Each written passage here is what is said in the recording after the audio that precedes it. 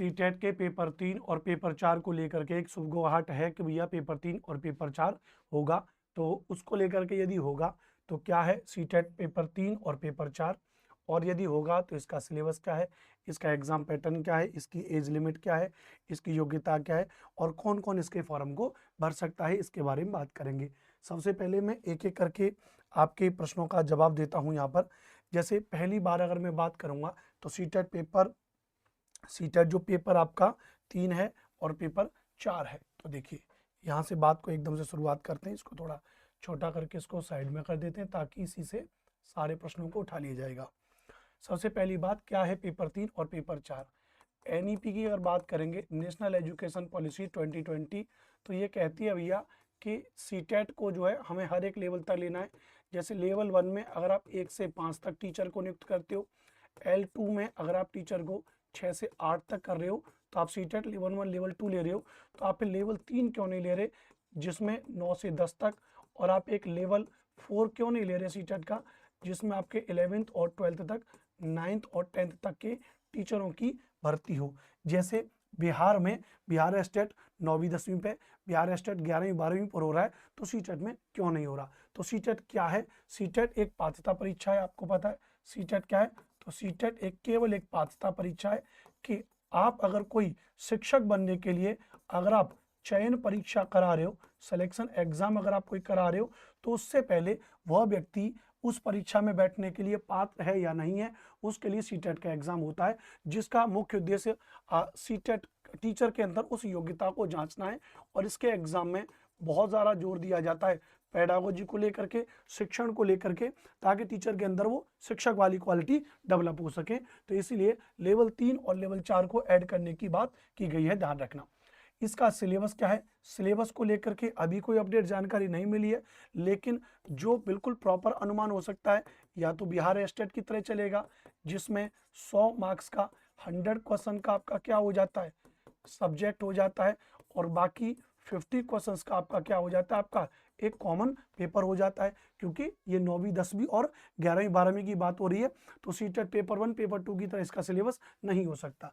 या फिर एक फॉर्मेट और बनता है, जैसे दूसरा फॉर्मेट है कि 80 क्वेश्चन का आपने सब्जेक्ट ले लिया, 80 क्वेश्चन का आपने सब्जेक्ट ले लिया, प्लस 40 क्वेश्चन का आपने लैंग्वेज वाला पोर्शन ले लिया, एक लैंग्वेज 1 और एक लैंग्वेज 2 आपने रख ली, प्लस आपका 30 क्वेश्चन वाला जो पोर्शन है वो बाल मनोविज्ञान यानी जो आपका जो पेडागोजी का सेगमेंट है, और प्लस मतलब जो सीडीपी है, प्लस आपका जो अदर में कुछ भी अगर आप पूछ रहे हैं वो अदर्स वाला सेगमेंट बन जाए, तो 80 और 40 120 और 30 150, तो लगभग यही सिलेबस रहेगा। तो 150 आपके क्वेश्चन रहेंगे, 150 ही आपके मार्क्स रहेंगे। क्या इसमें कोई भी नेगेटिव मार्किंग होगी? नहीं, कोई भी इसमें नेगेटिव मार्किंग नहीं होगी, पहले मेरी बात को समझ लीजिए। लेकिन जो भी होगा सिलेबस में जो जारी होगा उसमें एक बात तो तय है कि 9वीं 10वीं 11वीं 12वीं पर होगा तो सबसे ज़्यादा जोर दिया जाएगा सब्जेक्ट को लेकर के। तो आपका यदि लेवल 3 में आप ग्रेजुएशन कर रहे हैं तो आपको अपने सब्जेक्ट, जो भी सब्जेक्ट से आप ग्रेजुएशन है उस सब्जेक्ट को और गहराई में पढ़िए। यदि आप लेवल 4 के लिए 11th 12th के लिए कर रहे हैं तो 11th 12th में यानी जो मास्टर डिग्री आपकी है उसको आप और गहराई में पढ़िए। तो इसी के साथ आपका एक डाउट क्लियर हो जाएगा योग्यता वाला, कि योग्यता में कौन फॉर्म भर सकता है। तो जाहिर सी बात है अगर लेवल 3 की बात करेंगे तो लेवल 3 में वही भरेगा फॉर्म जिसने ग्रेजुएशन किया होगा और प्लस जिसने बीएड किया हुआ होगा, ध्यान रखना भैया। प्लस लेवल 4 में अगर हम बात करेंगे तो लेवल 4 में वही भर सकता है जिसने पोस्ट ग्रेजुएशन किया होगा, प्लस जिसने क्या किया होगा, बीएड किया होगा। तो यह भी क्या हो सकता है, लेवल 4 में फॉर्म भर सकता है, इस बात को ध्यान रखना भैया। दूसरी भाषा में अगर हम बात करें लेवल 3 और लेवल 4 यहाँ पर हो जाएगा। महत्वपूर्ण बात है एज लिमिट, कोई भी स्पेसिफिक एज लिमिट सीटेट के लिए होती नहीं है। कहा जाता है कि भैया 18 प्लस एज वाला हर कोई व्यक्ति क्या भर सकता है, सीटेट भर सकता है।